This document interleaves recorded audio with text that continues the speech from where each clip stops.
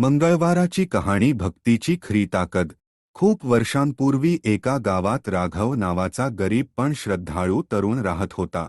त्याच्याकडे धन नव्हते, सत्ता नव्हती, पण हनुमानजींवर अपार श्रद्धा होती.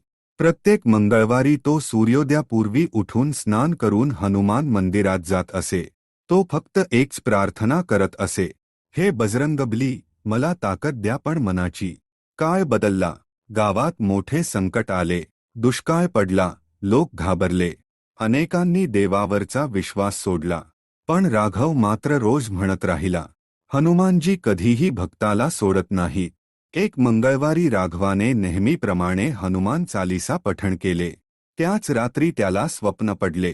स्वप्नात हनुमानजी म्हणाले, भय सोड, सेवा कर, संकट आपोआप दूर होईल. दुसऱ्या दिवसापासून राघव गावक्यांची सेवा करू लागला.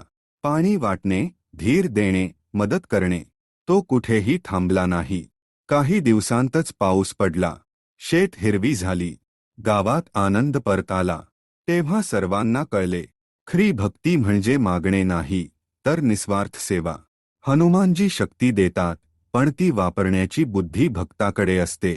आजही गावात लोक मंगळवारी म्हणतात, बजरंगबलीवर विश्वास ठेवा, संकट कितीही मोठं असलं तरी मार्ग सापडतो.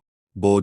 मंगळवार हा फक्त पूजा करण्याचा दिवस नाही, तर धैर्य, सेवा आणि श्रद्धा जागवण्याचा दिवस आहे.